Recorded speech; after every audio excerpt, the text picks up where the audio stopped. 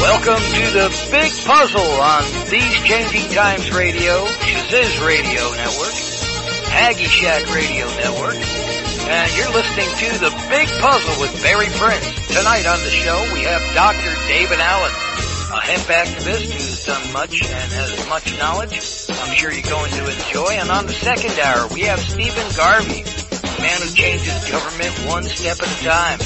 Very informative, very active. And now, fasten your seatbelts. Here's Barry Prince.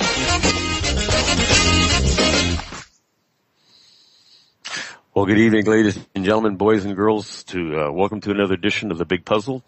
I'm Barry Prince, I think, and I'm going to be here for the next couple hours talking about stuff that, tonight we're going to talk about something that really makes me smile, and then the second hour we're going to get into some dirty politics in Canada. But we won't talk about the second hour right now because the first hour's I'm absolutely honored and pleasured to have Dr. David Allen join me again tonight. I've had Dr. Allen on, I think 3 or 4 times in the past, and his depth of knowledge in how the endocannabinoid signaling system works in the human body is, as far as I'm concerned, right on top of some of the top people in the world today that really are trying to understand fully how this system works in the human body and why it is such a miraculous system.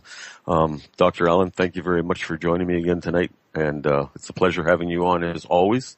And I know you've been overseas quite a bit. And how things go over there? And then maybe we can get into explaining to people exactly. I know you've explained it many times on my show before, but there might be listeners out here that have never heard about this system even and how it works in our body. And maybe you could do a brief description of how that works and fill me in on what's going on in your world, sir. Welcome to the show. Sounds good, Barry. Well, I just got back from Chiang Rai, Thailand, and we went to Bangkok and Pattaya Beach and had a great time there. And met with Don Land, who's working with the administration, the Thai administration, to start growing hemp over there. So there's an active process of trying to introduce hemp into the Thai legal system. Currently, though, marijuana is like really super illegal there. And the only thing that they have there now is what they call police weed. And it's these bricks that are heavily compressed pot, and most of it's like dark brown, and not even green, but you can get some green apparently, and it's very expensive. So gone are the days of Thai stick and all that kind of craziness. Which is a shame. Yeah, I've seen lots of breeds or strains from Asia that are dark colors and almost chocolate. Why is that, Doc? Well, I think this weed is kind of like molded. In Mississippi, we used to get brickweed that came in on the tugs. The Vietnamese used to bring it in on the tugs. And it was all super compressed.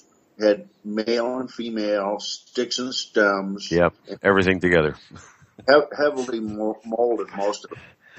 And my girlfriend and I were smoking this pot, and she got this chronic cough and went to the doctor and had an abscess in her right upper lobe of her lung.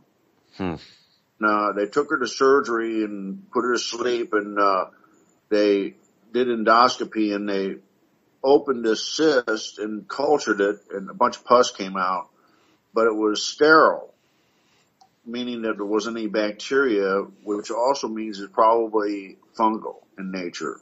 Okay. And so my girlfriend worked at this laboratory, and so she brought home some plates of agar. And what we did was we took some of that pot and put it on the agar plates, and in about 3 days it was just covered with mold. And so I wrote this article called Good Medicine, Bad Medicine, the issue of contaminated pot. Right. The reason is people are smoking this contaminated stuff is because cannabis is a controlled substance, which means it's uncontrolled. So whenever they put something on a controlled substance list, that means that they don't have any control over purity or so when people bring in illegal marijuana, the United States has no control over the quality of it. And so I deliberately attributed the illegality of cannabis as causing harm to the public by making them smoke contaminated weed. Exactly. Something that hasn't been tested. People don't know what's in it. They're just smoking it. You know, we're running into that in British Columbia right now, Doc, and I'm sure you're familiar with the fentanyl epidemic that's going on in British Columbia right now, where I think we're at about 800 people here in the last calendar year have died from people spiking cannabis with fentanyl. And, really? The number right now, it's an epidemic in British Columbia. The number, I think the number right now, I just looked at it a couple days ago, the number in the last calendar year, we've lost 798 people in British Columbia to fentanyl. So, the thing about uncontrolled cannabis in our world today is that, like you said, we have no way of controlling what's being put into these products, what they're growing it with, how they're leaching their products, how much chemicals are left in the cannabis when you're actually consuming it. But if that was all changed and it was under controlled conditions, you'd see cannabis being put on the market that was absolutely pure and free of impurities. Go ahead. Even more than that, Barry. In England, when I wrote this article, there was this thing going around in England where they were smoking what was called grit weed. And what they were doing is they were spraying weed with these micro particles of glass. And they were like really super small. And you could take the weed and put it on a mirror and scratch the mirror with it. And the purpose of it was to weigh down the weed and make it look sparkly like it was really good. And so that was clearly caused by cannabis being illegal. That wouldn't happen if cannabis was legal. Exactly. Can you get into explaining a little bit about the system to people, Doc? Because there might be listeners out here that really haven't heard too much about it. They've heard a little bit about it, but they really don't realize the impact on this system on the human body and what it means for the future of medicine. Sure. Basically, the endocannabinoid signaling system was a necessary set of enzymes that created these chemicals that were responsible for homeostasis. And what that means is homeostasis is the ability to stay away from death. And so everything in the body goes up and down. So your sugar goes up and down, your pH goes up and down, your cortisol level, your testosterone, everything goes up and down. And if you go too far high up, then you come close to death. And if you go too low, you come close to death. So if your pH is too high, you can die. If it's too low, you can die. So there's these regulatory mechanisms that regulate everything to make sure that they stay in a homeostatic area so the pH is the proper pH so all the enzymes work. So if the pH is the wrong pH, then the enzymes don't work properly. Okay. So cannabis was a necessary, or the endocannabinoid signaling system was a necessary evolutionary process that allowed cells to burn sugar or burn fat. And so if you can only burn one substance, and that substance is no longer in large supply, then you die off. And so it's an advantage to animals if they can burn fat and sugar. And so apparently the CB1 receptor controls glucose metabolism, and CB2 receptor controls fatty metabolism. And the difference between those two is sugar metabolism causes a lot of oxygen-free radicals and is very inflammatory. And fat burning produces actually even more oxygen-free radicals, but at such a much slower rate that it's anti-inflammatory. So when you're burning sugar, you're producing a lot of oxygen-free radicals that you have to buffer. And if you don't buffer these oxygen-free radicals, they attack your cells, so they age you. Right. So by controlling whether you burn sugar or fat, you can control all cellular function. So you can control cell division. So when a cell divides, it has to reproduce the DNA, make 2 copies of it, and then it has to take the DNA and separate, and half of the DNA goes with one cell and half go with the other cell. And when this happens, it takes a hell of a lot of energy for it to happen, and it has to be produced fast. So you don't have rapid cell division if you're burning fat. You only have rapid cell division if you're burning sugar. So cell division can be controlled by controlling CB1 and CB2 receptors, and cell differentiation, which means a stem cell that differentiates into a heart muscle cell or a brain cell or whatever. You can force that differentiation by manipulating the endocannabinoid signaling system. And so by this ability to control what you're burning and cell division, the endocannabinoid signaling system controls everything. So it controls cancer. When cancer cells have to divide rapidly, they can only do that with CB1 stimulation. So if you block CB1 stimulation and stimulate CB2 receptors, then what will happen is you'll have a diminution, a decrease in cell division, and the cancer cells will die off. Right.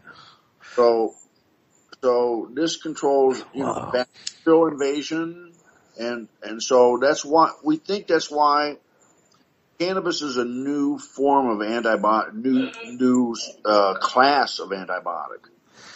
And what that means is it kills bacteria by a mechanism other than the mechanism of, say, penicillin or cephalosporin or tetracycline or any ciprofloxacin, any of those antibiotics. They're all in a certain class because they kill bacteria by a certain mechanism. Well, cannabis kills bacteria by an unknown mechanism that's different from all of those, which means it's a new class of antibiotic. And so predictably, you can suspect that in the future, anything that they want an antibacterial surface, they're going to coat with cannabis oil. Wow. It boggles my mind. After listening to you talk many times, Doc, on this, I'm just starting to understand it a little bit, I mean, one of the reports, on one of your videos there, you mentioned about, the fact that people smoking cannabis for a 20-year period in their life had 56% less chance of developing diabetes. I mean, that alone, I wanted to cross-reference that, and I started looking into it, and, that's an incredible statistic, Doc. And then one of the other things that I've been really looking into lately is, there's been a couple of police officers, one that went viral, of course, who, added cannabis oil to his body, and his Parkinson's was so bad that, his dyskinesia was so bad that he could barely walk and couldn't hold a utensil, couldn't talk. And they subjected him to one dose of high-grade oil, and it was just like a completely different person in an hour. And this gentleman was an ex-RCMP officer who all his life arrested people for cannabis, and the hypocrisy of it all, and the way he talked about it, and what he said, and how his mind was all of a sudden open up to the incredible properties of this plant. And all his life he's been demonizing people in society for it. Well, it was a really touching and open video, and there's other people now that are experimenting with the same thing with people with Parkinson's, and the results are just incredible. I mean, it just blows my mind that this is being held back from society the way it is. And thanks to people like you, this is going to stop soon. Go ahead, Doc. Well, it's a little shocking that there's almost no diseases that man has that aren't affected in a positive way by cannabis. And so and people have a hard time believing that cannabis works for so many things, and their aspirin only works for one thing, or their Motrin only works for one thing. Their diuretics only does one thing, but cannabis does so many more things. It's one medicine for 10 problems, not 10 medicines for one problem. Absolutely. And then you look at all the problems associated with aspirin and Tylenol. I mean, why would you even want to put something like that in your body if there was an alternative available that would have no impact on your body? I mean, I've read studies on aspirin and what that does to people and Tylenol, and it's just insanity, Doc. Go ahead. Tylenol is responsible for more liver transplants than any other medicine. That's one of the things I read, and also a couple other issues about it that just boggled my mind, that they're allowed to promote this product all over the place, yet they know that it's having this effect on people. It's just insanity. Go ahead. Well, so we're entering a new era of medicine, and people don't understand this. But what's going to happen is you're going to see places that like dialysis units that are used to having a lot of patients that have kidney failure from diabetes. These people are going to have diminished business in the future, because once people understand that when you eat cannabis raw, it doesn't get you high and it protects your pancreas from diabetes. Mm-hmm. And so the government doesn't want us to know that if you eat it raw, it tastes terrible, but if you eat it raw, unheated, it doesn't get you high. If you heat it in a cookie or a brownie, or if you smoke it, it does get you high. But as long as you don't heat it, it's called an undecarboxylated state. Right. It doesn't get you high, and so if you heat it, it decarboxylates it, and then what happens is when that carbon dioxide molecule comes off, the THC does conform to the CB1 receptor and latches on. So if it's undecarboxylated, THCA does not bind to the CB1 receptor. It only binds to the CB1 receptor when it's decarboxylated, when they blow off that CO2. Exactly. And that's why now they classify cannabis ingested raw as one of the best superfoods in the world that you can put in your body. I just read a report on that, Doc, and you know what? I'm taking my leaves off now and throwing it in my salad. Right. It's a nutraceutical. It's better than a pharmaceutical. It's something that you can eat that doesn't get you high. Right. That has great benefit for your body. Right. And nutraceuticals basically support cell-to-cell communication in the body, correct? Right. Well, nutraceutical, it just means it's a nutritional substance that doesn't hurt you. Okay, one thing about sugars, Doc, that I wanted to ask you, I believe in the world today there's about 210 different saccharides or sugars in the world today. And I read one study on it that they've narrowed it down to 7 different sugars in the world, and only 7 of the known sugars support cell-to-cell communication. Have you ever looked into that yourself or studied that issue? I'm sure it's true. You know, sugars are the food source for the cell, and some sugars the cell cannot metabolize. Right. So just because you eat it doesn't mean the cell can use it. Exactly. That's what I was trying to get at. So really it'd be ideal if we could narrow it down and point out to people exactly what these 7 sugars are and try to avoid the rest, because, you know, refined sugar is probably the worst thing you can put in your body. They don't call it white death for nothing. Well, that's right. Probably sugar is more harmful to you than fat.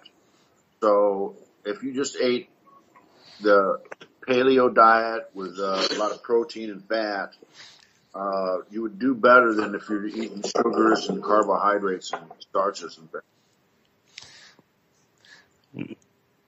Okay, one of the questions I was going to ask you, Doc, is what's going on? You're in California, correct? Right. What's going on right down in California with the cannabis laws now? With you're involved still in a court battle right now, correct? Well, I'm going for the medical board because they claim that I didn't do a good faith exam, which means I didn't do a proper exam on a cannabis patient, and that I was a danger to society by my reckless examination habits. And they put me on. Excuse me, Scott.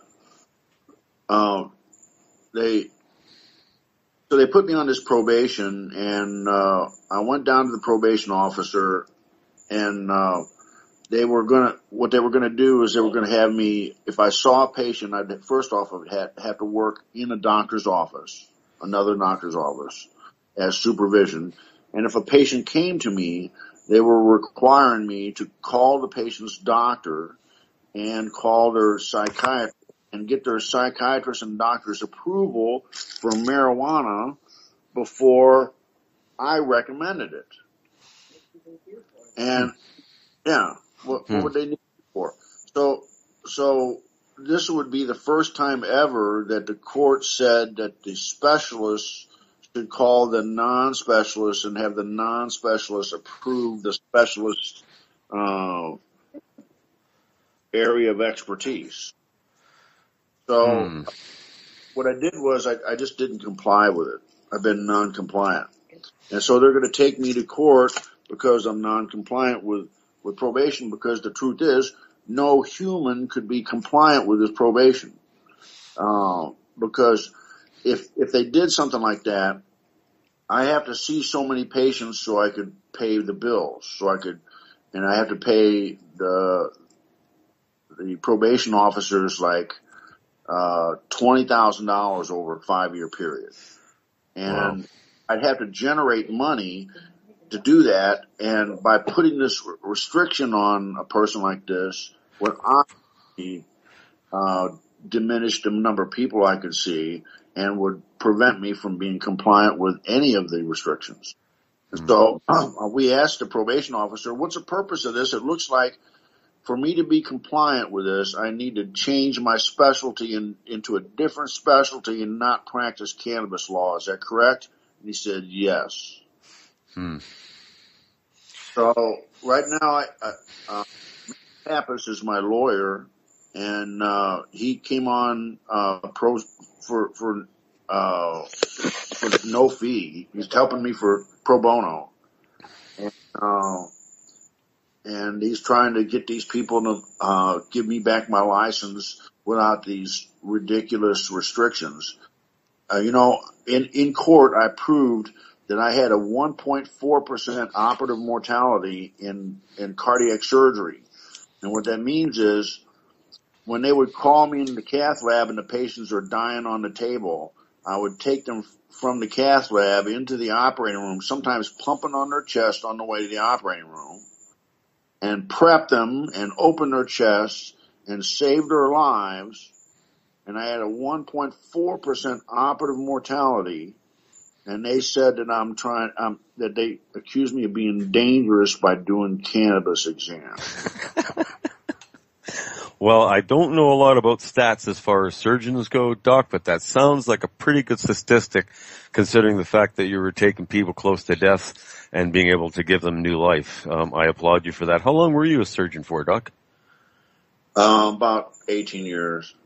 So you have a pretty good understanding of how the old heart works in the human body, and to see yourself getting involved like this and taking such a great stand for what you believe in now, it really inspires me, Doc. It does. Your knowledge is vast, and we really need to get the message out there. Exactly. I say to myself, Doc, if I could give a man like you, maybe 5 or 6 or 15 or $20 million to play with, I can just imagine the research that you could get done on this incredible plant. And I look at all the money that's being spent on wars and bullcrap in our world, and boy, I'll tell you, if just a little bit of it was spent on this, we would see monumental changes in our society. But of course, we're going to be fighting the dollar, and the dollar is unfortunately what seems to be controlling a great percentage of our society. Go ahead, Doc. Well, I can tell you that in the future, when you go to surgery, no matter what kind of surgery you have, especially for cardiac surgery, if you go to surgery, they're going to give you a cannabidiol product that will stop reperfusion injury, and that's what the the U.S. patent 6,630,507 cannabinoids and antioxidants, neuroprotectants. That U.S. patent proves that it stops reperfusion injury. And that's what cardiac surgery is all about. So my specialty was to learn how to prevent the heart from being attacked by reperfusion injury. And that's why I'm kind of versed in this subject. And so in the future, all surgeries will have cannabidiol. Your insurance company will give you cannabidiol pills that you put in your shirt pocket, and if you have a stroke or a heart attack, you'll take this pill out and take it just like a nitroglycerin. Wow. Yeah, we see Trump and the government still coming down on this thing and telling us that they're going to crack down on on recreational users. We have a battle going between states and the federal government in the states. It's kind of a real schmozzle down there, the incredible pushback against this still. Today, we're in 2017. You think the world would be awake to this right now, Doc, yet we see this incredible pushback by certain sectors of our society. We got to get these guys out of the picture. Because this thing needs to be spread around the world, Doc. You know, we're only talking about the medical use of cannabis, but boy, if we get into the conversation of industrial use and what it can do to the planet, Doc, it's just, to me, that's just as big a picture with the whole thing about cannabis as medical, because of what it can do to soil, how we can use it for our fibers, how we can use it for our construction material, how it can replace logging. It just, the list goes on and on and on. It's just unbelievable what could happen to society if we started implementing it widespread in commercial application, industrial use. It would change society as we know it now. And we see the world in a very, very sad state now, Doc. We see animals dying off, and we see incredible problems with radiation. We see incredible problems in the oceans. We really need to bring this plant widespread, not just medical, but commercially around the planet in the very near future. That's the way I see it. Yeah, Henry Ford had a hemp car that they showed him taking a sledgehammer in the winter against the trunk of this car, and it bounced off. It literally bounced off. Yeah, sorry for interrupting you, Doc. Didn't mean to interrupt you. Go ahead. So there's going to be so many uses for cannabis, especially housing.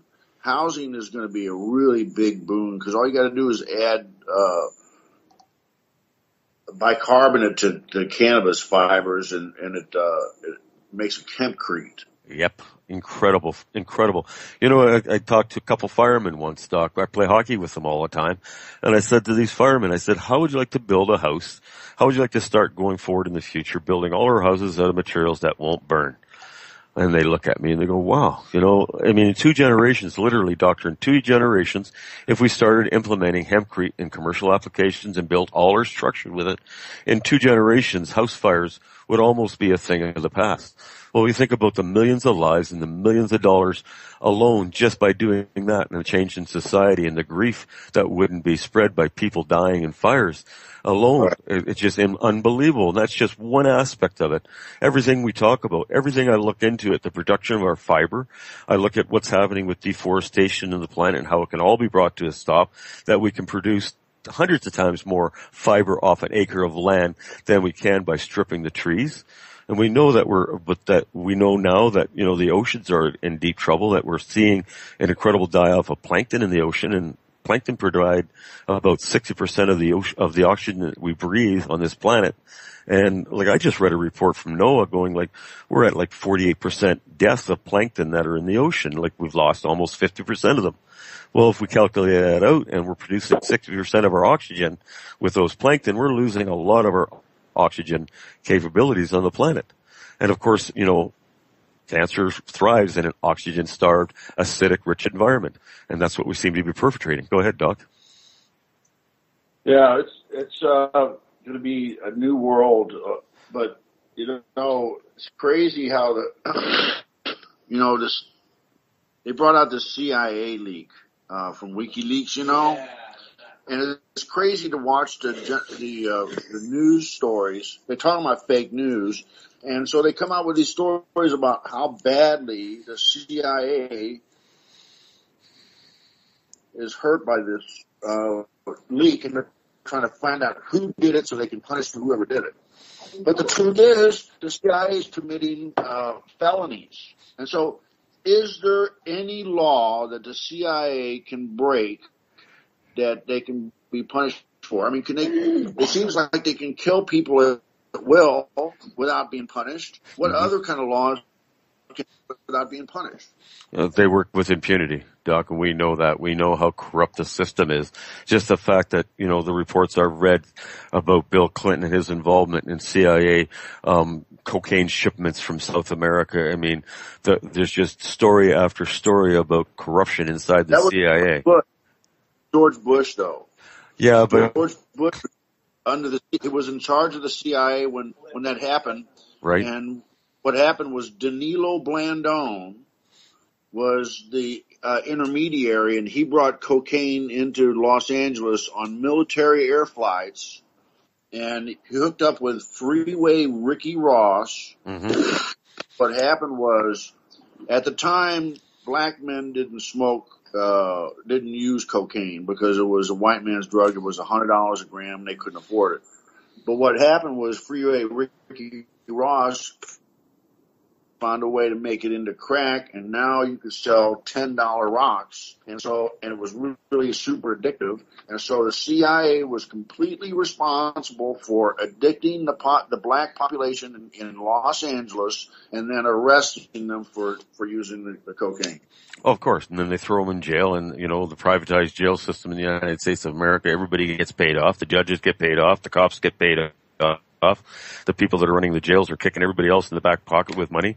I mean, the system is so corrupt through and through, it boggles my mind. But, maybe by talking about this on a regular basis with people, they'll start to understand just how bad. I mean, Doc, crack cocaine is a scourge in our society. I've seen what it does to people. I've seen it destroy people in this community. They get involved in this stuff, and 2 years later they look like they're 100 years old, and they will literally kill for a rock. I mean, I've never got up at 3 o'clock in the morning. I had to go down to the bank machine to get a little bit of money so I can go get into the joint to go to bed. It's just insanity what goes on with crack and how addictive it is. I'm dead set against this stuff, and yet the government's fully got their fingers into it. It's just criminal beyond anything I can describe. Go ahead. Well, so anyway, I'm battling the medical board right now with the help of Matt Pappas, and so we're waiting to find out how that. It looks like the medical board, they don't want to really take me to court, so they're trying to avoid court. And so they're kind of negotiating on this. So we'll see what happens with that. The other thing, if you want to hear a kind of interesting story, a personal story that happened to me, I'll tell you, it's really kind of interesting. I was going to the Mom Cup in Vancouver, and I was at the airport 2 Thursdays ago, and this Mom Cup, I should mention as an aside, this mail order marijuana Mom Cup was put on by a 12 High Chicks magazine, and there was a bunch of cannabis smoking and a bunch of crazy events up there. But anyway, when I was in the TSA line, this guy turned around and started talking to me, and I said, "Hey, don't I know you?" And he said, "Yeah, I'm Dan Alexander." Now, Dan Alexander was a guy that rented me my office when I was here in 2010. And I rented this office from him, and he had a $3 million policy and I had a sub policy of $1 million. And I had video surveillance, and I had a safe. And what happened was, I went to Mississippi to investigate this, the drug task force that was accusing me of all these crimes in Mississippi. And what happened was, I got caught up, and the police arrested me there. I think I was actually set up. And when they put me in prison, Dan Alexander and a bunch of my employees broke into my office and broke into the safe and stole a bunch of money. They counted money for over 33 minutes. And so Dan Alexander says to me I said, "Don't I know you?" He says, "Yeah, I'm Dan Alexander." He says, "Well, what are you doing? Are you working?" I said, "No, the medical board got my license." And I immediately asked him, I said, "Well, how much money was in that safe?" And he said it was over $40,000 in the safe. And I said, "Well, what happened to that money?" And he says, "Well, it went for salaries." And I said, "Those people were making $10 an hour from me. How can that possibly add up to $40,000? And so they separated us. So the reason I'm telling you this is what happened was the drug task force in Mississippi.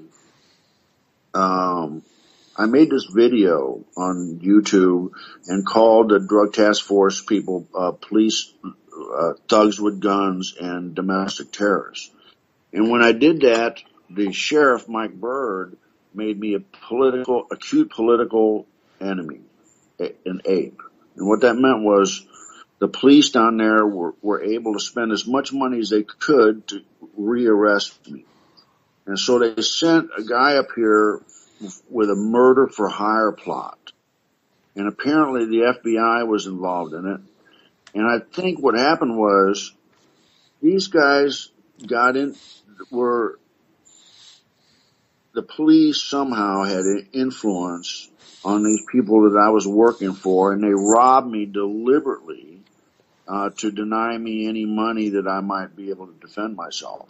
Wow. And so major conspiracy where the drug task force targeted me, sent people up here for murder for hire, which didn't work, and they robbed me. And so I have a lawyer, Matt Pappas, is going to try to investigate into this and see if he can bring this to some kind of resolution. So well, it was like when the police target you, man, they really like nail you, and they try to eviscerate you. They try to prevent you from having any money source, and they try to alienate you from your family and friends. okay, I was just reading one of the questions here, and I'm getting a question in chat here, and I'm having a hard time reading it. We did have a question earlier about what makes blue cannabis and what makes purple cannabis. Doc, you want to answer that real quick? One of the questions I had from chat. Just different strains, but you can answer the question. It's not my expertise, but I understand when there's some enzymes in cannabis will change color especially with temperature. So if you lower the temperature on the cannabis, it will darken. And some growers actually put on their plant, around the base of the plant, to turn black like that. Okay. I thought, I've seen lots of different colors and lots of different strains over the years, and I've always just attributed to different strains. But yeah, there was one other question, but I'm going to have to get them to retype it because I'm not quite understanding the question. You guys hearing me? Well, that in this manner. I saw this video called "In Pot We Trust," and there's a lady on it, Jacqueline Patterson, who lives in Kansas City, and she has a bad cerebral palsy. And she tries to order a pizza on the phone, and that guy can't understand her, and he a horrible event. And you can tell this lady's not faking it. And she goes downtown to a place I know and buys this little tiny bag of pot and puts a little tiny bud in her little pipe and takes a little tiny toke, and she speaks normal. And when I saw that, I thought, you can't deny video evidence. And so all of these videos they're making of the children that are having seizures, and they give them the cannabis oil and they stop seizing, that stuff is stuff that you cannot deny. And so I think making videos of showing cannabis efficacy, I think that's really a strong way to prove our point. Mm-hmm.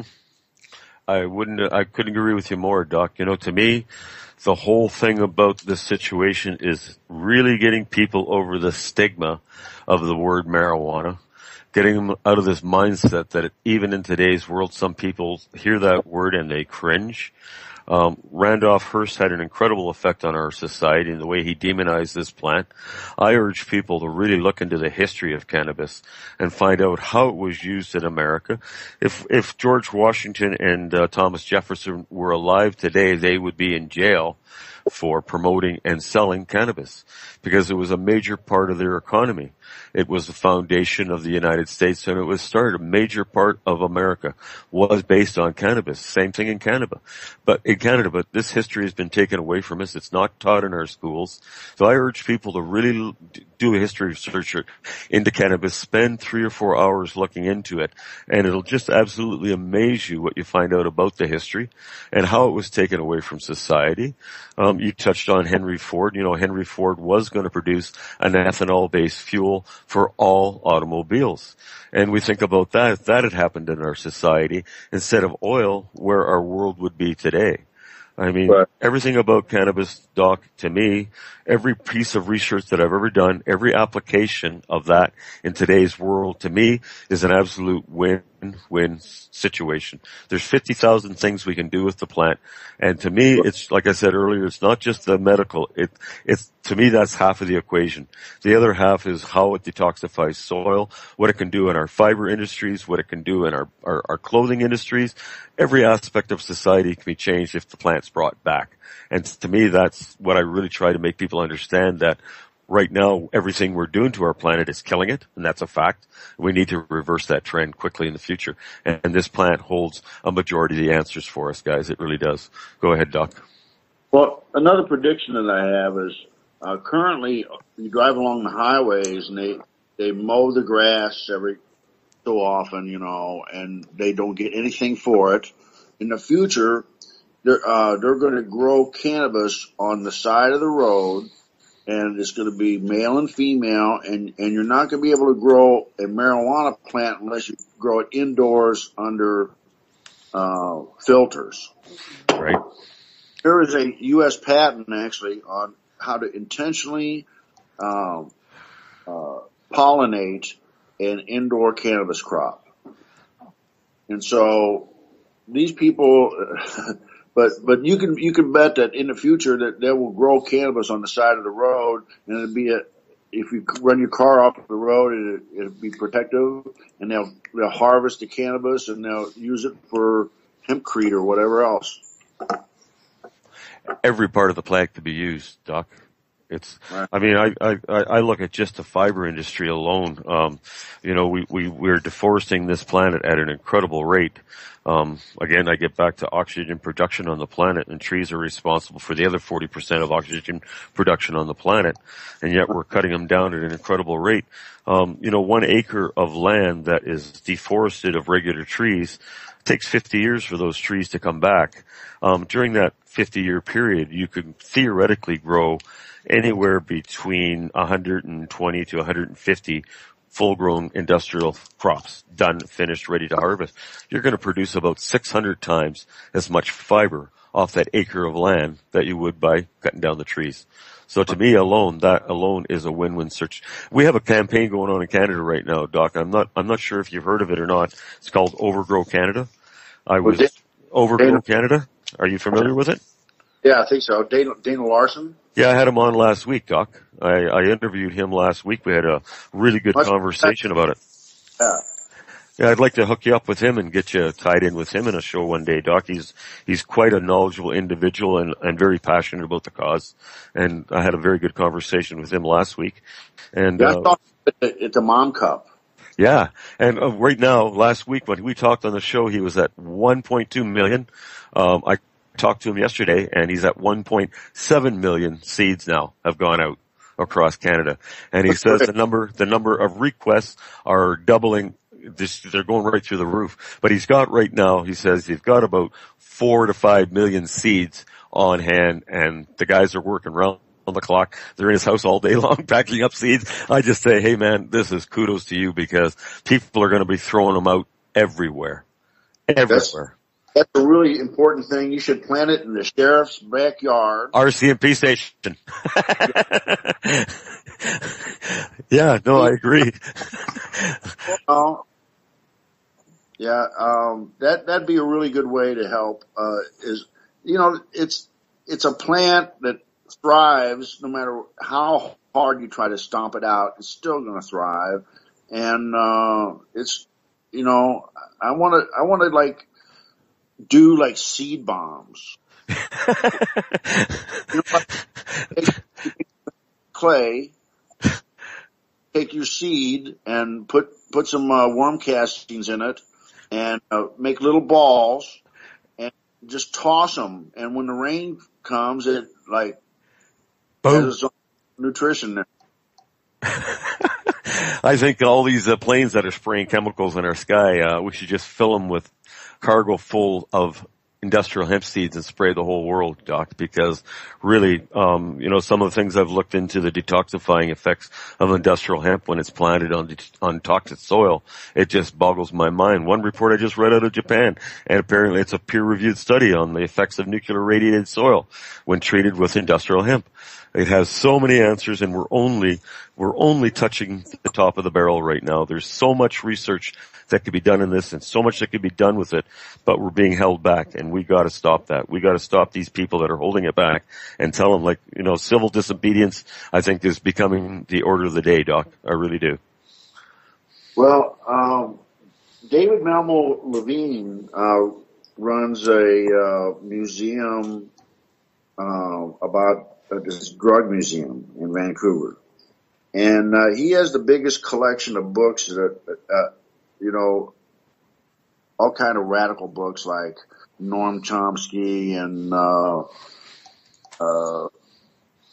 Abby Hoffman and a bunch of people. And I believe Abby Hoffman was correct that you need to cause like some chaos, because they can't handle chaos. And so Abby Hoffman would like put out propaganda.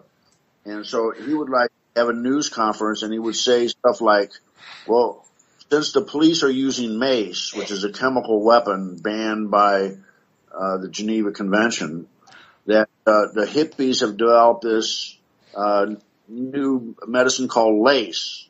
And what it is LSD with DMSO.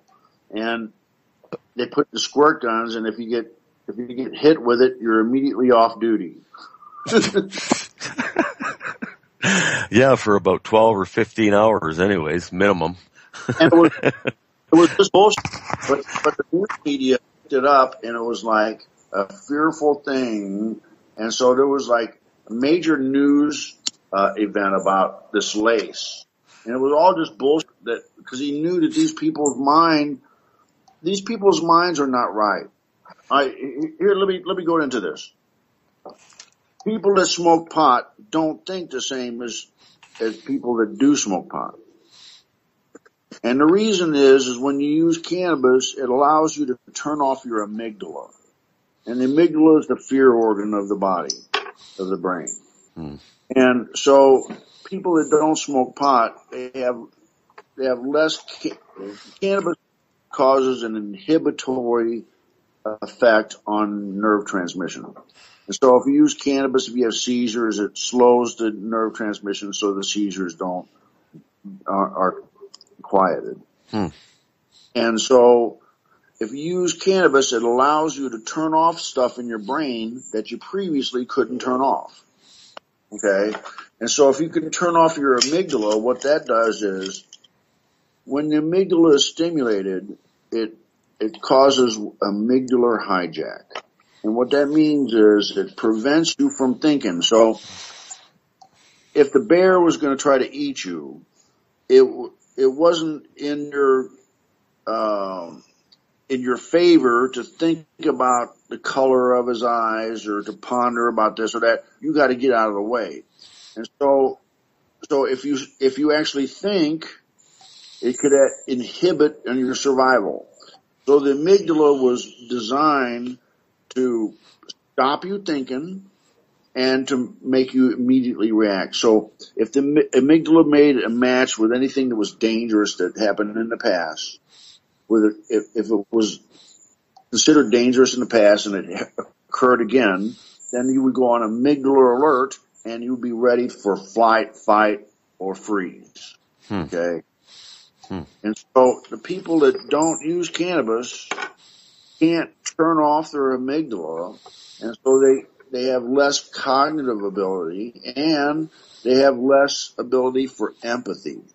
So when you're able to cognate without amygdala inhibition or amygdala stimulation, then you can have more empathy, you're more cognitive. And so that's why when you try to tell these people information, they can't understand the information you're trying to tell them because it goes against their fixed beliefs that marijuana is a gateway drug or whatever. And mostly it's about they're making money off of marijuana being illegal. So they can't understand. If you try to tell them marijuana is good, stops seizures, stops stroke, stops kidney failure, stops diabetes, they don't want to hear that. And so that's part of the problem. It's hard to teach these people because they don't want to be taught. Well, so hopefully, Doc, we can get their minds open here in the near future, because to me, everything that's going against this plant is a travesty in our world. We're down to a minute here, Doc. And is there anywhere that people can find you and follow you? Would like to share with people before I say goodbye for this time being?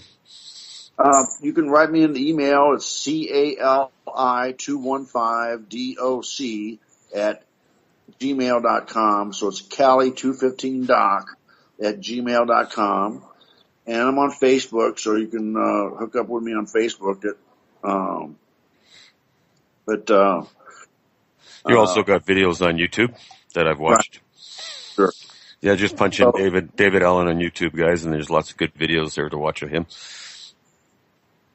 Yeah, you should look up we went to Turpan, China last year and flew hang gliders in Turpan, China. So you could look that up. But Mark Clokeet is the guy I was with. Right. The weed guy.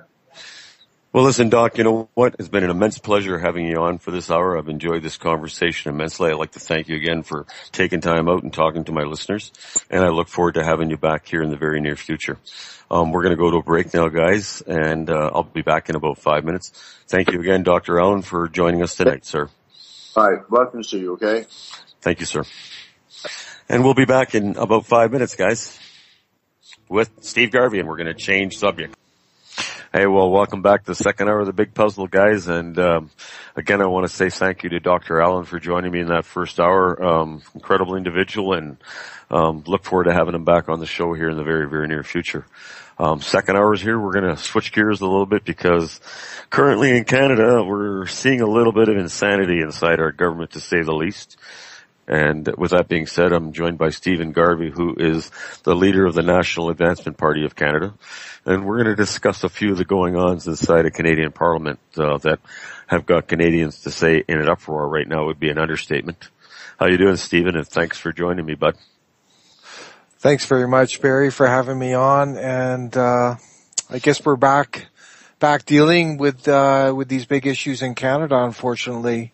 We don't see much progress in Canada. It's just getting worse.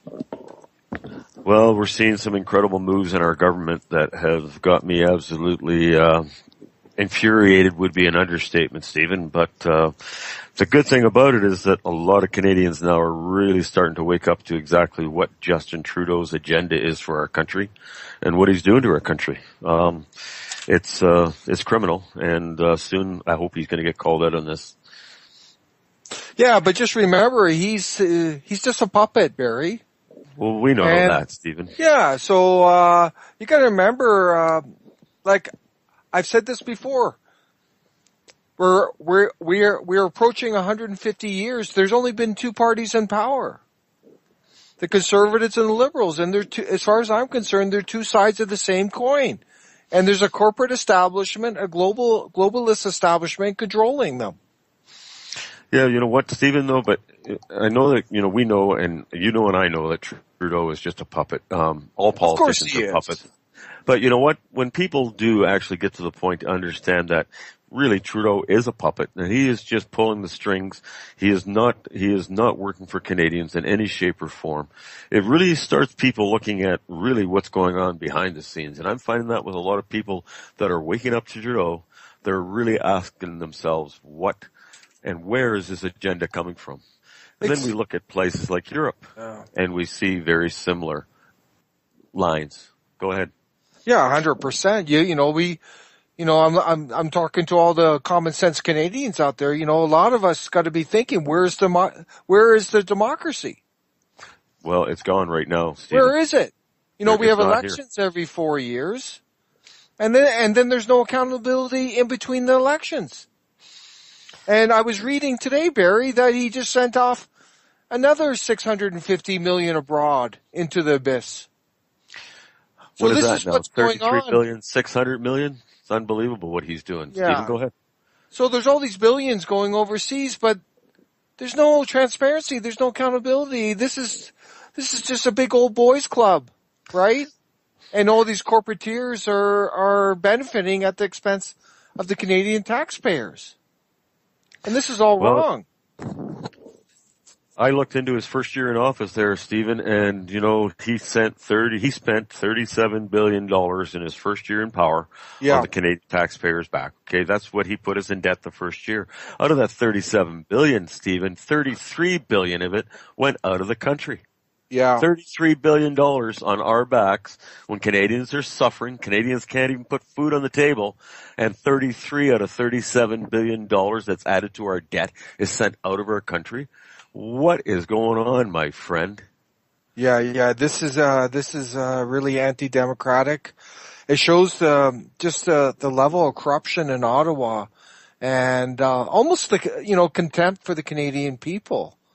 But the biggest issue I'm seeing is what's not being discussed in the mainstream media, Barry, and that is dealing with our federal debt, which is now $640 billion plus. And by the time Trudeau's finished his term, it's going to be well over $700 billion. But this is all money that's been borrowed from commercial banks, both domestic and foreign. And it's like an international banking cartel. And I did some rough calculations, Barry. We're spending 31 billion tax dollars a year around to service that debt. And this is what's going on. And these bankers then use this money to control the politicians and the policies. So that's 31 billion sucked out of our potential revenue for the Canadian people to help them. And this is the big fraud going on, but none of the establishment parties want to talk about it. This is the biggest fraud going on. And they're all benefiting from these big banksters that are controlling the country. This is what's going on, Barry. I figured out, we're spending almost $2.5 billion a month to service the federal debt. I wonder what that would equate out to every person in Canada, how much a month. Think about it. And it's only growing. And this is all wrong.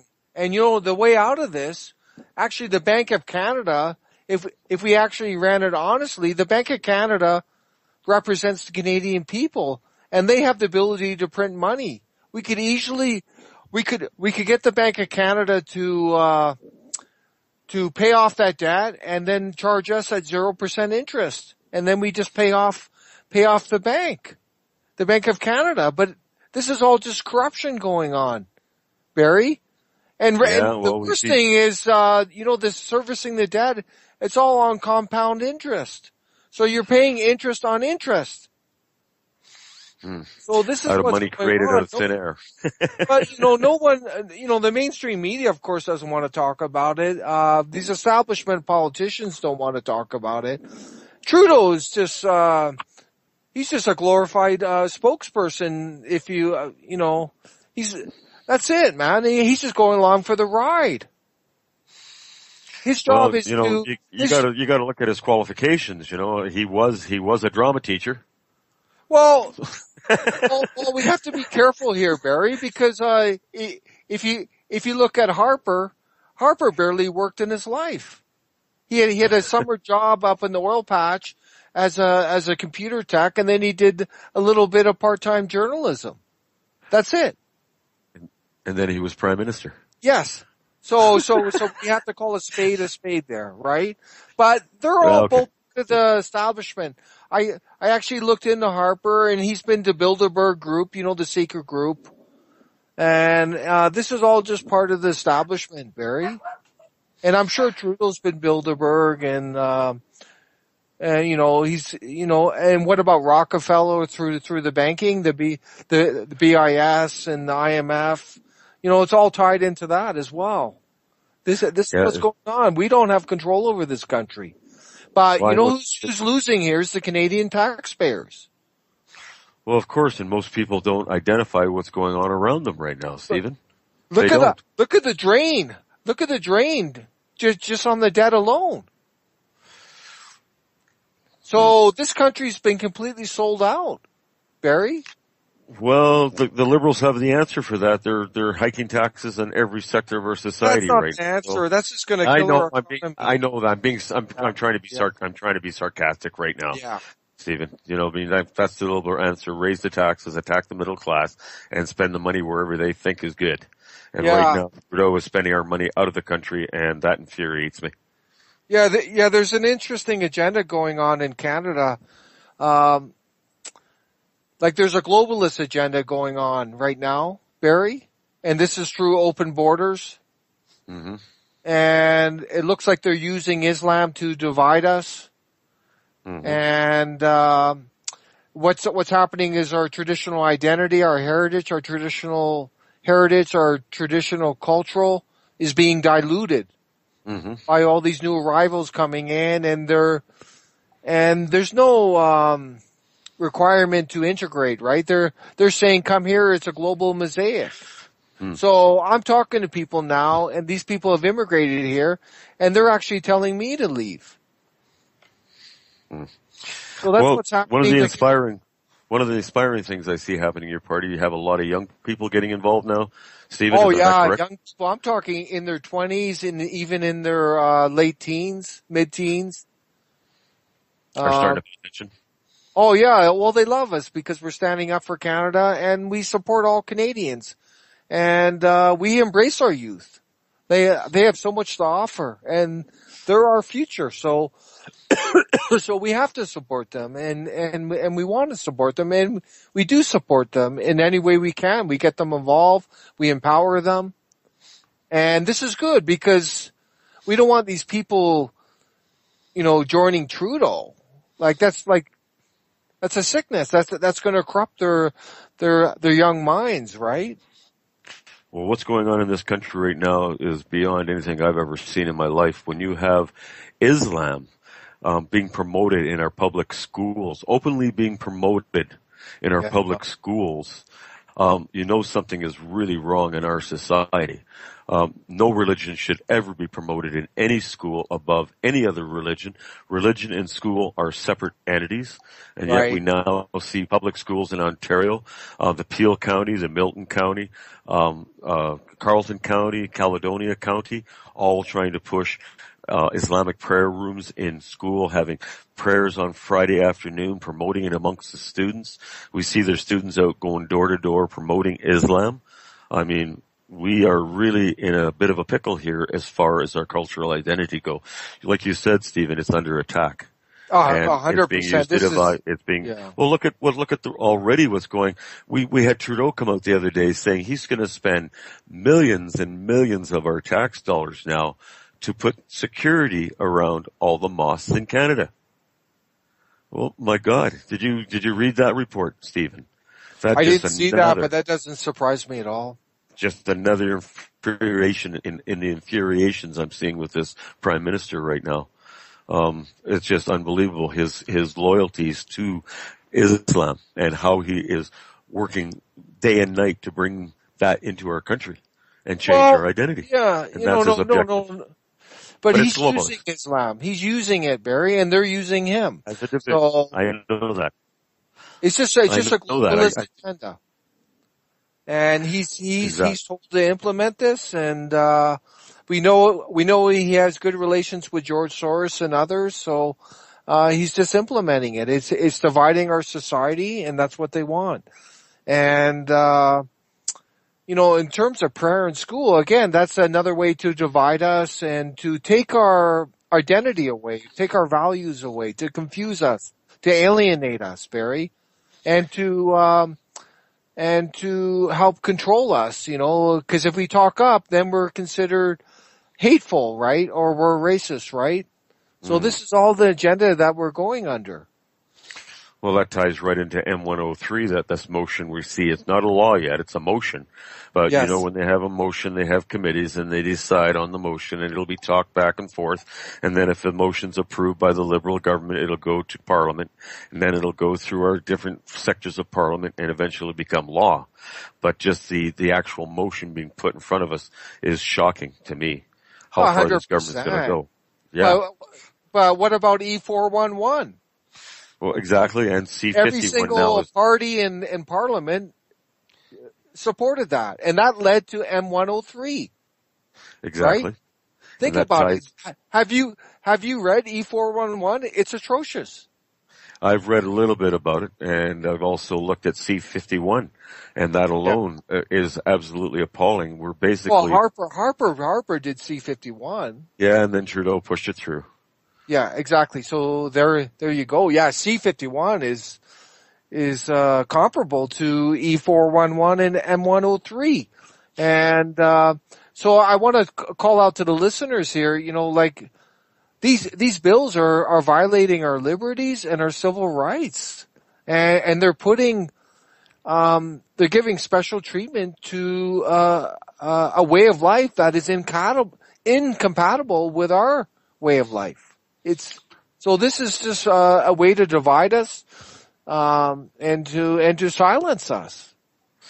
Yep, and that to me is just right out to lunch, Stephen. If people cannot see the agenda of the Trudeau government by now, then they truly have their heads in the sand, because everything he's doing is promoting one sector of society and turning his nose up at all other sectors of our society in Canada.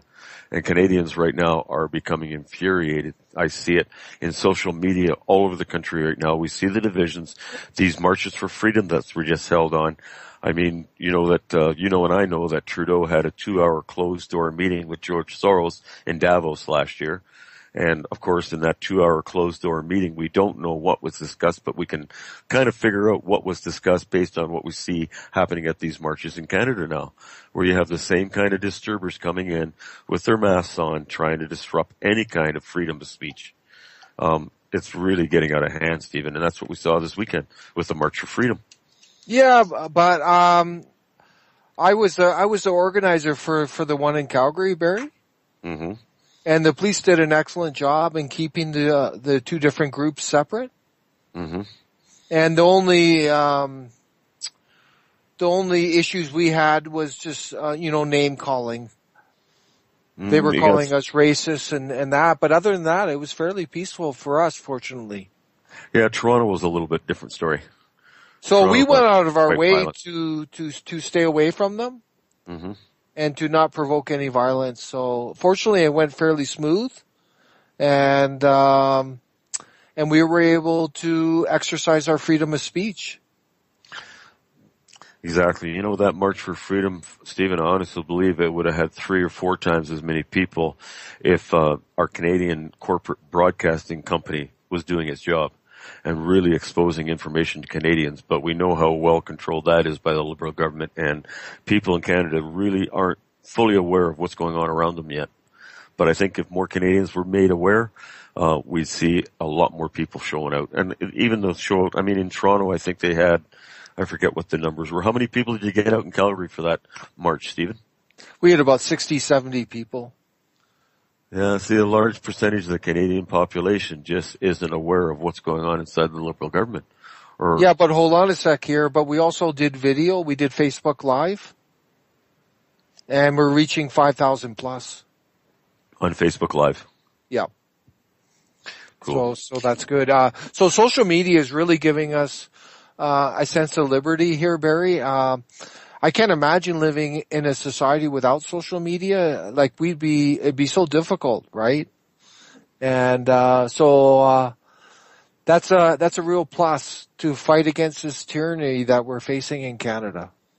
Yeah, and that's why we're going to see an all-out attack on the internet here, I think, in the next couple of years, Stephen, try and quash any information coming out against the government. We see our government's going in that direction, and we've got to fight against that tooth and nail. Yeah, hopefully it doesn't come to that, but they're already doing a lot of surveillance on you and I and so many other people. Like, cause when I went to my first rally, I didn't do anything public on it, and then I got there and there was like 10 cops. Well, you know, and I know, Stephen, that this conversation we're having right now is being listened to by some form of intelligence agency. As a matter of fact, we should invite them into the show and welcome them to come in and make some conversation with us sometime, because we are being listened to. There's nothing sacred in our society anymore. We are being, every aspect of our life, I believe now, is under surveillance, and we don't know that. A lot of us do, but most people don't understand that. They know just about anything about you they want to know. Yeah. And of course they know about me, and I expect to be attacked here in the near future. I'm expecting that, but I'm not going to shut up. That's in Bill C-51 too, the surveillance and the violate privacy. And then, Mr. Harper, he's the one who set up a massive, he spent almost $1 billion on the surveillance infrastructure. Mm-hmm.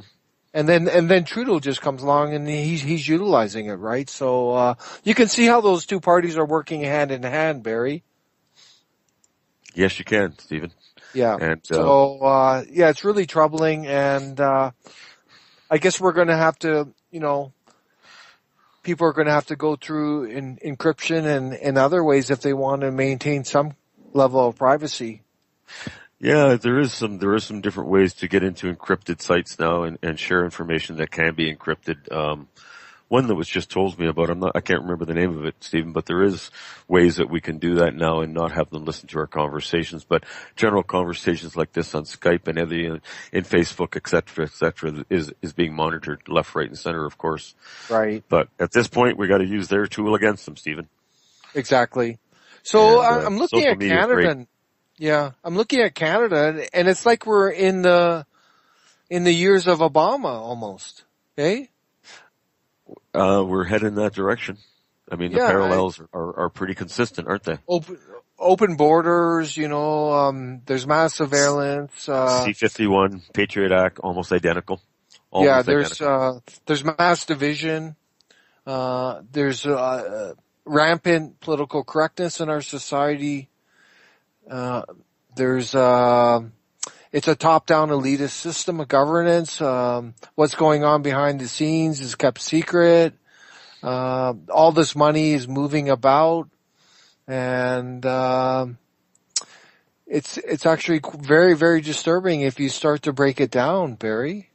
Well, if you look at every implication of everything that's going on in our government right now, and we go 10 years down the road from right now, Stephen, I don't see a country that resembles to the one I live in right now. Yeah. And to me, I mean, Canada has been a great country for me to grow up and live in. Sure. And I love our so-called freedoms. I love our so-called liberties that we still have. And what I see right now, is really a reflection of what was going on in Europe 15 years ago when they began their multicultural experiment 15, 20 years ago when they allowed mass immigration to start coming into the countries. And then I look at what's going on in Europe right now, and we're virtually almost at a state of civil war in countries like France and Germany and England, Sweden. I mean, it's just almost out of control. And I don't want to see that happen in my country, but that's what I see coming if we don't speak against it. And I'm not racist. I believe in immigration, Stephen. I believe that immigration is a part of any society as long as the people coming in are going to contribute to your society. Everybody that we're bringing in, all these refugees that are coming into our country right now, well, 85% of them go on welfare. They won't be able to find work because work is hard to find in Canada. So basically every one of these people that we're bringing into the country is on welfare for the rest of their lives. And it's just not that, it's the amount of money they give them in relation to what they give to Canadians. I mean, they're treating them twice as good as they do normal Canadians, Stephen. What's going on there? They get $1,500 a month allowance. Well, a normal family on welfare in Canada, in British Columbia here, I have 2 friends that are on welfare right now because they haven't got work, and they're getting $900 a month to support themselves and 2 kids. Wow. And then they get their child tax credit, and that's what they're living on. Wow. But the Trudeau government, in their wisdom, is giving these immigrants $1,500 a month living allowance. What's going on there, buddy? Yeah, this is just part. Yeah, it's just part of the global. Yeah. I know what's going on, but I'm just trying to quiz you. No, it's good. I know what's going on. Go ahead. It's just part of the globalist agenda, and they're trying to get more and more of these people in here, and there's no emphasis on true integration, and it's just really unfortunate. They're undermining our society, Barry.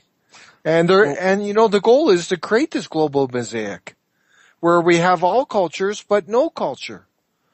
And, there's the roots of this, if we really want to get into it, Barry, are linked to social Marxism. And it's what's called creating, cultural inversion in society where everything is turned upside down. And they want to stamp out any form of nationalism. So, and we're actually getting a lot of this at the National Advancement Party of Canada. A lot of, some of these establishment types are calling us fascists, they're calling us racist, but it's not grounded in reality. Because democratic nationalism has nothing to do with fascism. It's all about the Canadian people and Canada putting us first. That has nothing to do with fascism. If you look up the definition of fascism, it pertains to dictatorship. It pertains to controlling all dissent and seeking world dominance. That has nothing to do with what our agenda is, but this is how they try to smear us, Barry? Well, of course. This social Marxism, it goes back to the 1920s. I think I think it's the 1924, there's a school of thought, Marxist thought, where it originated, but it's a way to undermine our Western societies. So it's not just globalism, but there's also these forces trying to undermine the West. Wow. Barry? Yep. And they're linked into way of lives that are different from us. And you can link into Islam the problem with Islam is that, there's 2 main problems with Islam, Barry, is Sharia, which violates all our civil liberties and civil rights, but also Islam also has this world conquest agenda. So that is totally incompatible with our way of life, because ultimately they're going to try and take over here. And there's a lot of evidence of that in Europe. Also, if you look at the history of the Middle East, you can see evidence of that there. But there's also another side we got to look at. We got to be fair here. There's also the banking cartel, and they're pushing their agenda on this, and this is through the federal debt, which I brought up, Barry. But you can link this into you can link some Zionists into this there, because they have world conquest agenda too. And so that's what's going on there. There's these different forces, but these politicians in Ottawa are allowing it to happen. They're promoting it, Stephen. They're all allowing it. Sold. They're promoting it. But even Harper went to Bilderberg. He went along with all this federal debt scam, right? They talk balanced budget. It's just nonsense. It's all talk. There was never an intention to balance our budget, ever. It's all talk, Barry. It's all talk. I know it's all talk. I mean, Trudeau promised to keep our deficit at $10 billion. That was one of his main campaign promises, that we will keep the deficit at $10 billion the first year in power, and the second year we are going to try and balance the budget. Now we're talking $75 billion in the first 2 years of the Liberal government. I mean, the hypocrisy in governments, we know they'll lie and tell you anything they want you to hear until they're elected. And what do we see now? So the good thing about us is we're honest and we're not politically correct. So that's why we're attracting youth. But also, interestingly enough, Barry, we're actually attracting seniors. People in their 80s are joining us. Well, why wouldn't you? Can you believe that? Why wouldn't we? We've seen the changes. Yeah. Somebody my age has seen the changes, and I see what's going on in my country. Yeah. And you know what? I want this country to be the way I grew up in it for my children, and I see the attacks coming. And I've got to speak against them, even though it might mean me going to jail in the future, because that's the way our government is going. I am not going to shut up, and neither are you. And, your party, I can see it growing in leaps and bounds, because people are starting to pay attention. Stephen, yeah. We're starting to get candidates from all over the country, Barry, and we're getting members across the country. It's quite amazing, and people are activating. And like for myself personally, Barry, I don't want anything. I just want to help improve our country. So there's nothing they can't buy someone like me out, Barry. The only way they're going to stop me is put a bullet in my head. But that's just going to turn me into a martyr, right? Well, you might get a school named after you someday in the future. But that's the attitude you got to have going into this, Barry. And that's why people are going to support you when they see that you're authentic to what you're saying, and that you're true to what you're saying, right? Well, they want us to be fearful of the government, Stephen. That's where they're pushing us. They want people to be in fear. They're putting these laws in place to stop us from talking, to make us fearful of the government. Everything they do is done to make us fearful. And you know what? I'm not going to stand in fear. I am going to stand and do everything I can to expose exactly what our government's doing to our country. Because I don't have a choice at this point. I'm fighting for the future of my children. And I honestly believe that. 100%. Also, our veterans shed their blood for our freedoms, and now they're talking about eroding our freedoms. So, that should be a rally call to every Canadian to step up. And it just shows how disconnected everything is.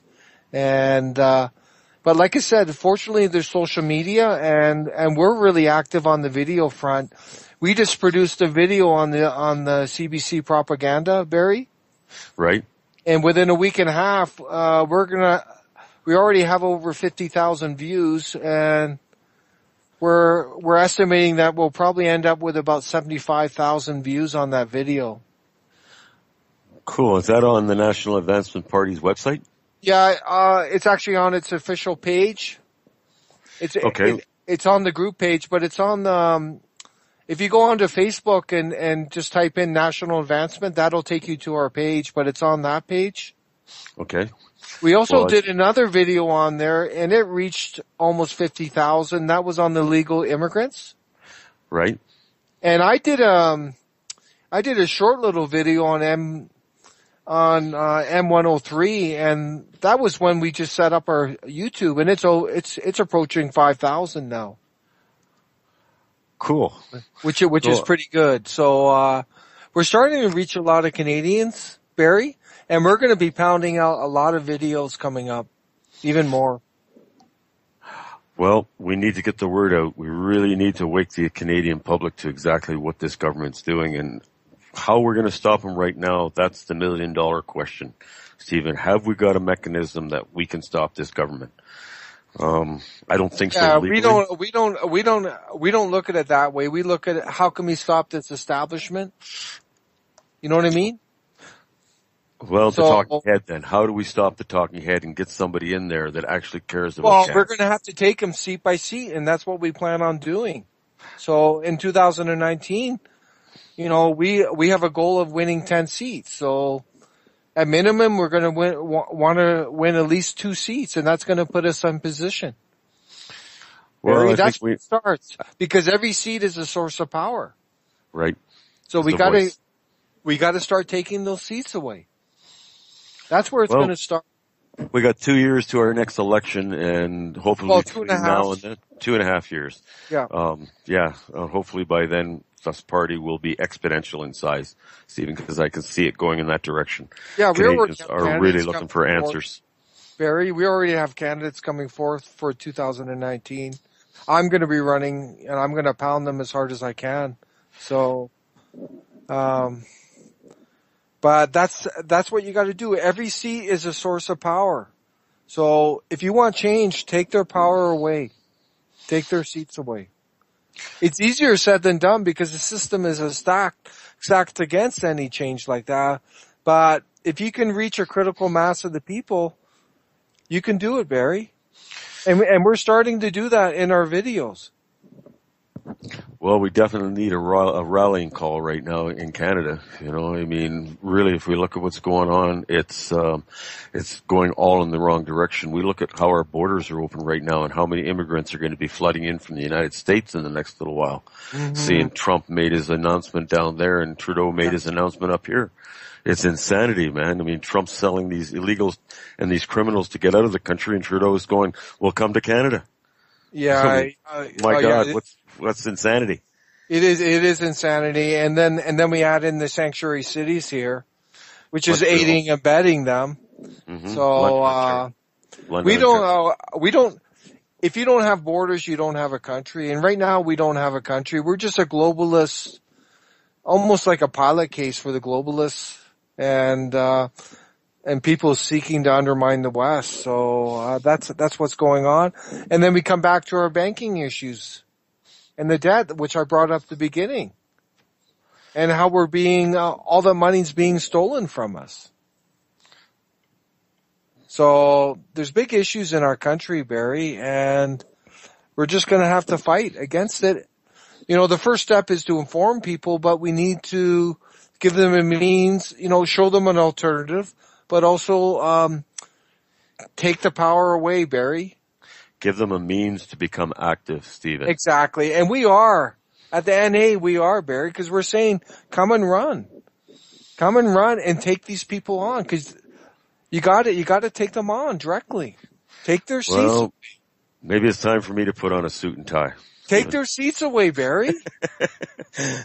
Every seat is a source of power according to the Constitution. So you need to take their seats away if you want to take the power away. Well, maybe I'll get into politics here, Stephen. Stranger they're things. They're all in bed. All those establishment parties are in bed together. And I was talking to someone about the Green Party, and they're completely done. Actually, we have Green Party people now supporting us, becoming members, because they realize the Green Party's done, and that they're just sold out to the establishment. Mm-hmm. Elizabeth May and company. Yeah, and she was on video drunk a few times, and I know. I've listened to her talk. So she's talking gone out of both sides of her face. Yeah, and they're all controlled by these environmental lawyers, and it's just a joke. So it is. So that's going to help us because we're going to start to take their support, and we'll have to see what happens. But you have to get out there and get on the ground and get engaged. And you're doing a great job, Barry, in helping to inform people. So that's critical as well. We need independent media. That's why I don't hesitate to come on the show in a heartbeat, because I want to support people like you. Well, I like hearing your opinion, and I really like people to hear from other people what exactly is going on in this country. It alarms me, and it disturbs me, and it infuriates me, Stephen, when I see what is going on inside this government, and really what they're laying down for a future in this country is we're heading towards a third world country, is what I believe the objective of the government is to turn us into a third world country. We look at what's gone on with the carbon tax. I mean, the Liberal government absolutely refuses to look at any scientific information except for the information they want. Canada, Stephen, is a carbon neutral country. And actually, in fact, we absorb almost, I looked at 3 studies on this based on the amount of trees we have in Canada. And actually what we produce for carbon is about 740,000 metric tons a year we produce. But our tree absorption capacity is around 225,000 metric tons a year. So we're actually absorbing more CO2 than we produce in Canada. Yet we have this carbon tax being shoved up our butt, which is going to cost thousands and thousands and thousands of dollars to the normal Canadian when it's all calculated out. And of course, the Liberal government will not expose any long-term projections on the cost of the carbon tax. That's all secret. I mean, the hypocrisy is incredible. I mean, that's just one of the taxes. That's just one of the taxes they're bringing in, Stephen. I could talk for half an hour on the taxes that Trudeau is bringing in. And you're aware of them, but most people aren't. But it's absolutely out of control. 52 new taxes by the Liberal government since they've been in power. Go ahead, Stephen. Yeah, so this, cause I know this carbon tax has been implemented provincially, Barry, but when is the federal one going to be implemented?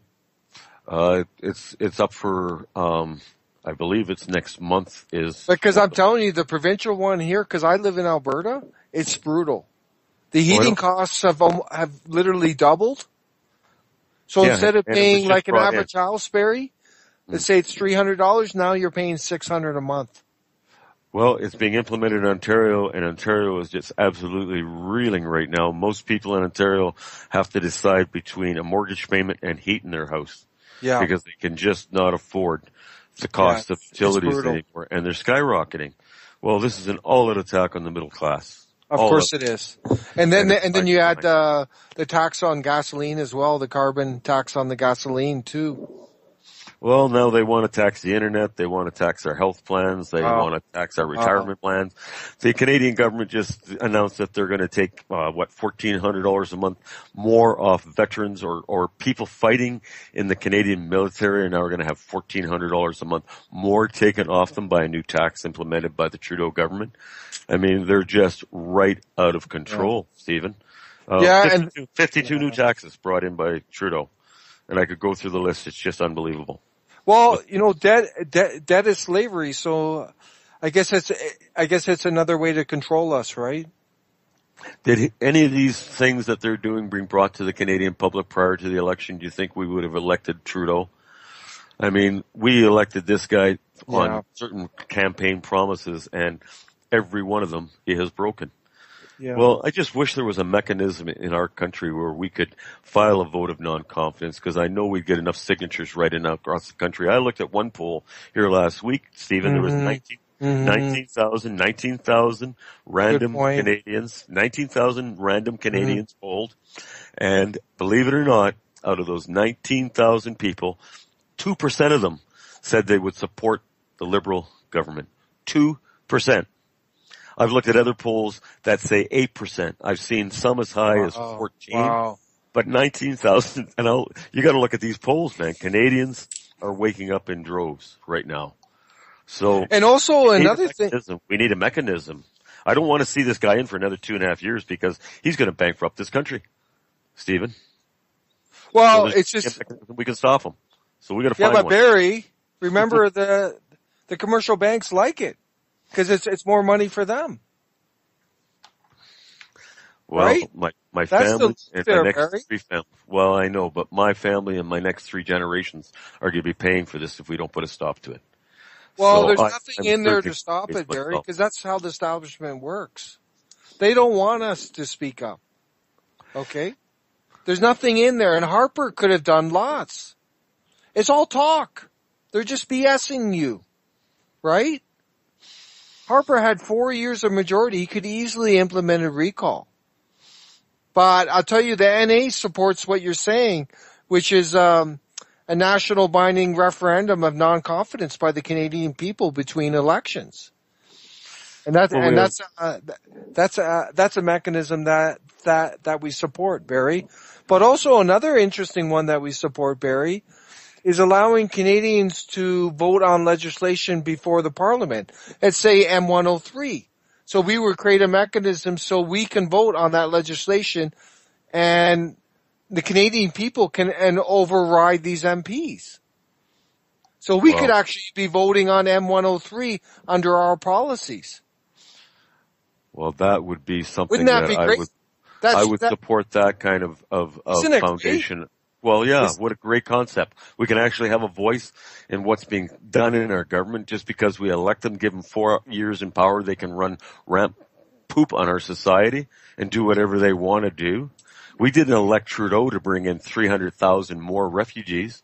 We didn't elect him to open our borders. We didn't elect him to send billions and billions of dollars offshore, and yet that's what he's doing.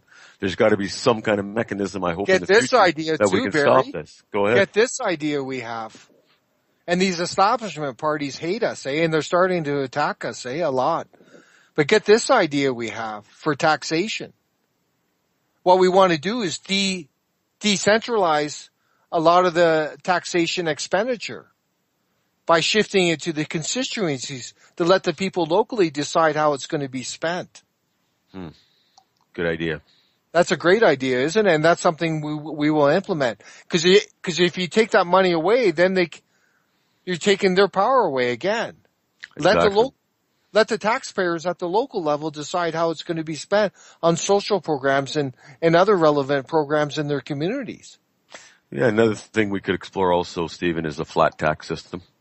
I've looked at countries that have done that in the world, and it seems to work very, very well. Yeah. It eliminates so many loopholes in our tax system. Right. And it would really make it fair for everybody, how our tax system works. The way it is right now, there's so many loopholes that if you have money, you can hold on to that money. Of course. Flat tax system, to me, I'm not a favor. I don't even believe in taxation, but if we have to have taxation in our society to make a government work, I believe it should be a flat tax system. Okay. Well, that's an interesting idea. And I would also love to see a party that bases itself on renewable energy, Stephen, because really as we go forward, I know we've had talks about this in the past, but I really see the environment becoming one of the main issues of conversation in the very, very near future, if it isn't already. And I would really love to see a party that completely supports renewable energy. You know, if the industry of industrial hemp was brought to our country, Stephen, it would absolutely turn our economy upside down. There would be thousands and thousands of new jobs created, and every new job created would be one less thing damaging to our environment.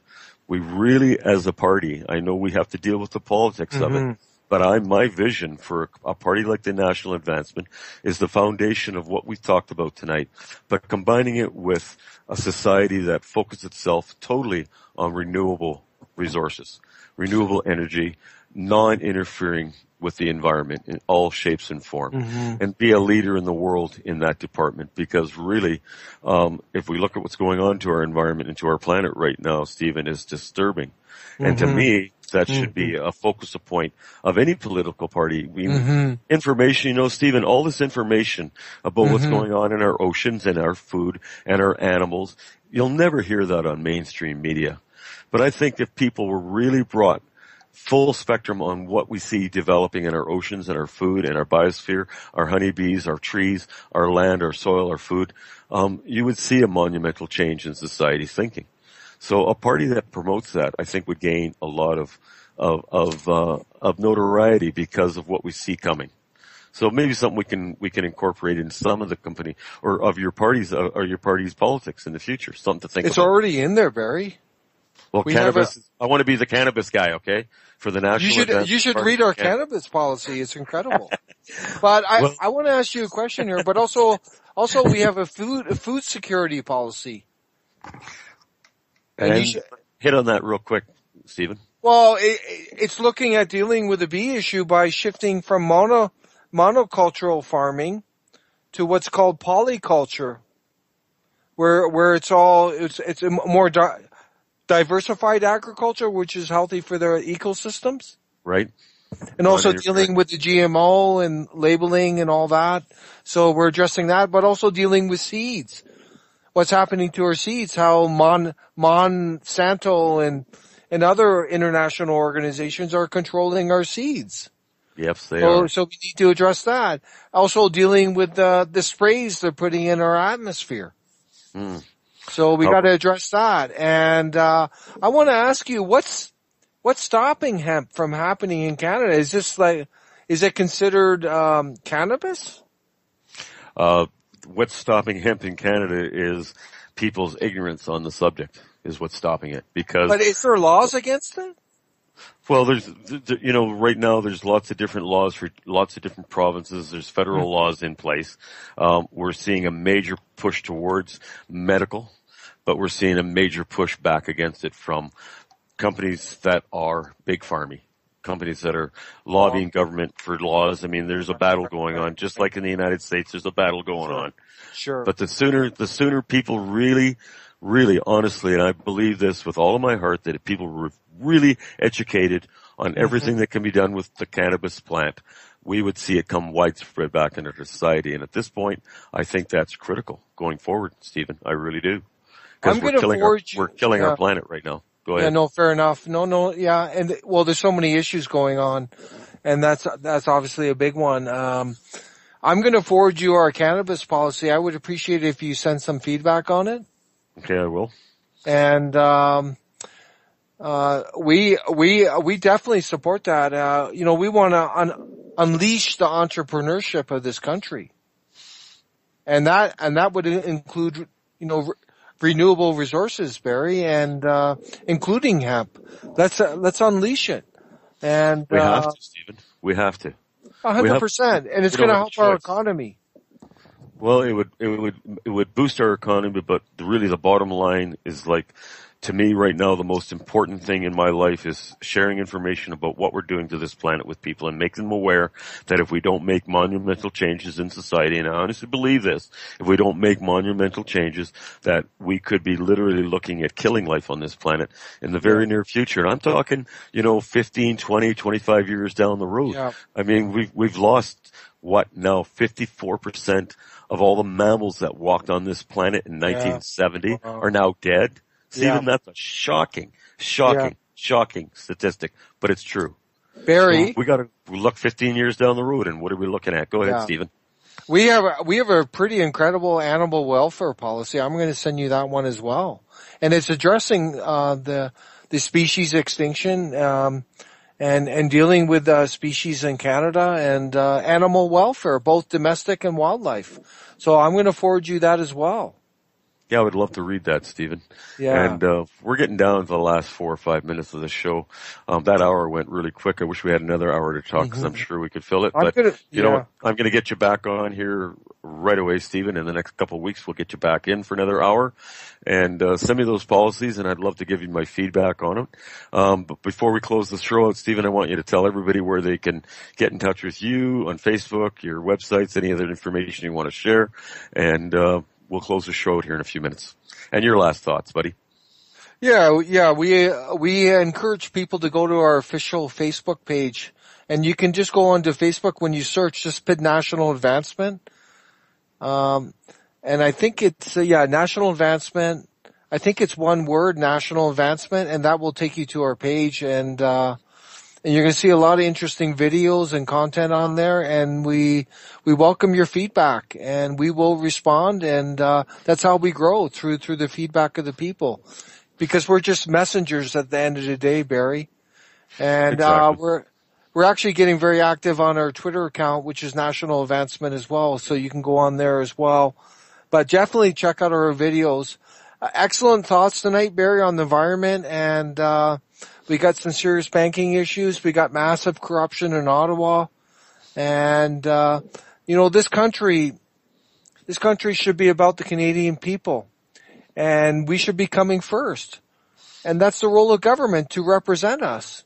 And they should be putting us first. But we've had 150 years of the same two parties in power. And this is what you're going to get.